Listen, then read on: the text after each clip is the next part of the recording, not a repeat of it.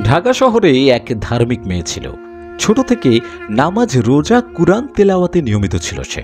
অতঃপর মেয়েটি বড় হয়ে গেল। মা বাবা তার কাছে বিয়ের সম্মতি চাইলে সে রাজি হয়ে গেল। তার মা বাবা একজন ধার্মিক পাত্র ঠিক করল। বিয়ের দিন ঠিক করা হলো। যথারীতি বিয়ের সব আয়োজন সম্পন্ন। মেয়েটিকে কনের সাজে সাজানো হলো। এদিকে জোহরের আজান দিল। তখন তার মন বলল তার অজু নষ্ট হয়ে গেছে। সে তার মাকে বিষয়টা জানালো। মা, আমি অজু করে নামাজ পড়তে চাই। তার মা মেয়ের কথায় বিস্মিত হয়ে গেলেন আর বললেন, তুমি কি পাগল হয়ে গেছো?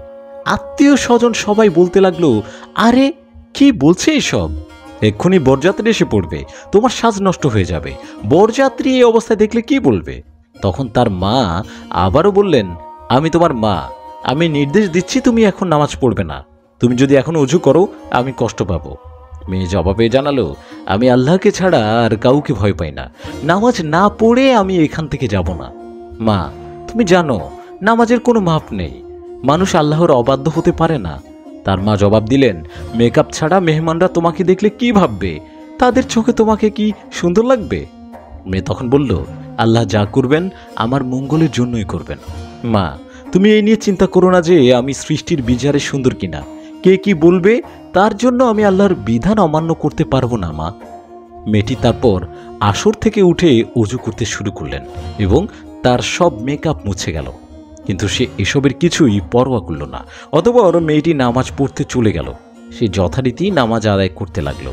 কিন্তু সে তখন জানতো না এটা তার জীবনের শেষ নামাজ। সে যখন সিজদায় গেল তখনই তার রূহ বের হয়ে গেল। নামাজ পড়তে পড়তে দৃঢ় প্রতিজ্ঞ এক মুসলিম নারী তার প্রভুর কাছে চলে গেলেন তার সামনে সিজদা থেকেই। তিনি নামাজকে সবচেয়ে বেশি গুরুত্ব দিতেন। মেয়েটি চেয়েছিলেন তার রবের কাছাকাছি হতে, আর নামাজেই রবের সবচেয়ে কাছাকাছি হওয়া যায়। কে তার চেহারা নিয়ে, সাজগোজ নিয়ে কি বলল সে তা পরোয়া করত না। তার ভাবনা ছিল তার রব তার সম্পর্কে কি ভাবছে। সব মুসলমানদের চিন্তা এমনই হওয়া উচিত নয় কি?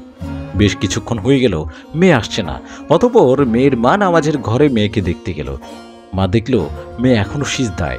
সিজদা থেকে উঠার বিলম্ব হতে দেখে মা মেয়ের শরীরে হাত দিয়ে দেখল। মা হাত দিতেই মেয়েটি মাটিতে পড়ে গেল। মায়ের আর বুঝতে বাকি নেই মেয়ে মৃত্যুবরণ করেছে। ইন্না লিল্লাহি ওয়া ইন্না ইলাইহি রাজিউন। কি সুন্দর মৃত্যু! আল্লাহর দরবারে সিজদা অবস্থায় মৃত্যুর চেয়ে উত্তম মৃত্যু আর কি হতে পারে? নামাজ অবস্থায় মৃত্যুবরণ করলে শহীদদের মর্যাদা।